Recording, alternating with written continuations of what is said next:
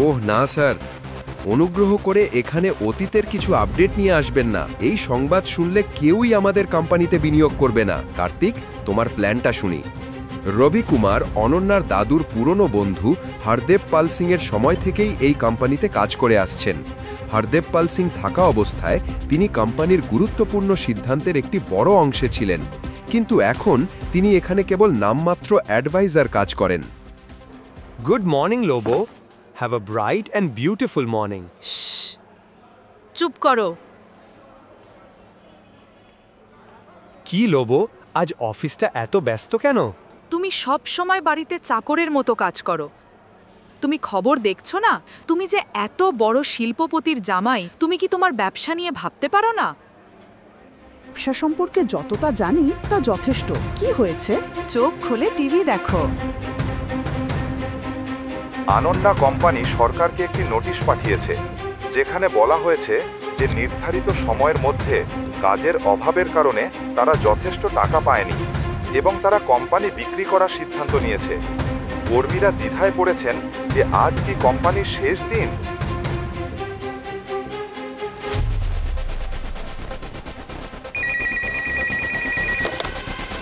হ্যাঁ ম্যাম, আমি এখনই আসছি। আমার কাছে ফাইল আছে, আমি নিয়ে এসে দিচ্ছি। Okay ma'am. লোবো, অনন্যা কোথায়? আমাকে কনফারেন্স রুমে ফাইলগুলো দিতে হবে অনন্যা ম্যামের কাছে। তুমি লাঞ্চ ব্যাগটা এখানেই রেখে দাও এবং চলে যাও।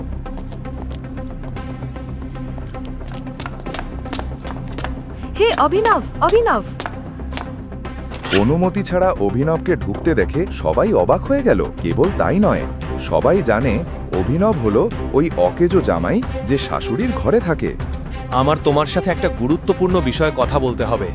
অভিনব, বেরিয়ে যাও। তুমি কি কোনো ভদ্রতা ছাড়াই হঠাৎ ঢুকবে? তুমি আর এক সমস্যা, বেরিয়ে যাও। অনন্যা, আমি এই সমস্যাটা সমাধান করতে পারি। আমার একটা আইডিয়া আছে, আমাকে 5 মিনিট দাও। হেই, এখানে কি চলছে? মপিং করার লোকেরা কি ব্যবসার আইডিয়া দিতে এসেছে? আমি জানতে চাইছি তুমি ব্যবসা সম্পর্কে কি জানো। তুমি কি কোনো পরিচিত ব্যবসায়ী? তুমি আইডিয়া দিতে এলে? ব্যবসা সম্পর্কে কি জানো? কিভাবে সাহস করেছো? তুমি তো ডেলিভারি বয়, তাই না? যদি তুমি ডেলিভারি বয় হও তাহলে শুধু খাবার পৌঁছে দেওয়ার কাজ করো। এই ব্যবসায় আইডিয়া দেওয়ার কাজ হলো। অনন্যা, আগে ওকে চাকরি থেকে বের করে দাও। ও সব সমস্যার কারণ। তোমার সাহস কিভাবে হলো? তোমাকে এই অফিস গেটের ভিতরে ঢুকতে দেওয়াটা একটা ভুল ছিল। অনন্যা, আমাকে 5 মিনিট দাও। সিকিউরিটি, ওকে বাইরে বের করে দাও। স্যার, বাইরে যান। চল বাইরে যান। ছেড়ে দাও আমাকে, ছেড়ে দাও।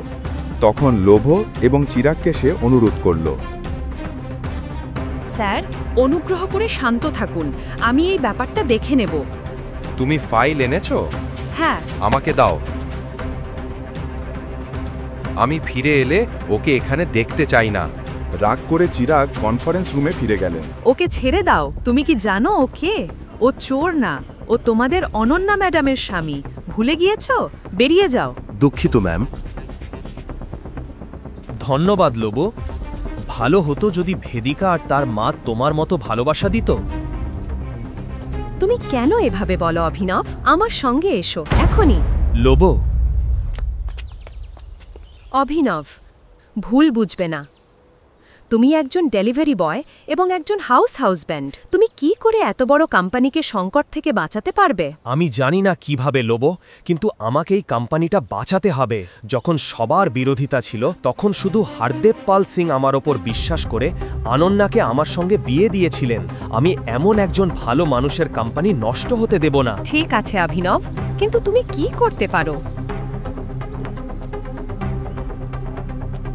লোবো, এটা জরুরি। আমার এই কোম্পানির শেয়ার হোল্ডারদের তালিকা দরকার। এটা কি হচ্ছে অভিনব? তুমি কি আমার সঙ্গে খেলছো? তুমি তো সব কিছু দেখছো যা ঘটছে। তুমি যে সব ফাইলের কথা জানতে চাইছো সেগুলো কনফারেন্স রুমে আছে। চাইলেও আমি ভিতরে ঢুকতে পারি না। এটা কি হচ্ছে সারবা? ঠিক আছে, আমি যাচ্ছি।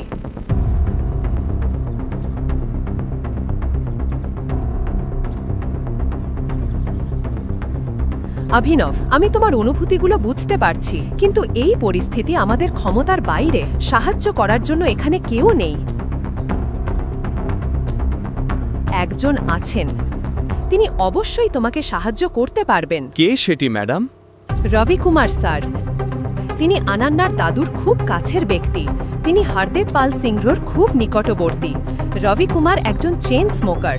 তিনি প্রতি ঘন্টায় একবার বাইরে সিগারেট খেতে বের হন। তুমি এখানে অপেক্ষা করলে তুমি তার সাথে কথা বলে তাকে বোঝাতে পারবে। আমি খুব নিশ্চিত। দেরি হচ্ছে অভিনব, আমি এখনই যাচ্ছি। এখনই পকেট এফএম অ্যাপটি ডাউনলোড করুন, লিঙ্কটি রয়েছে বর্ণনায়।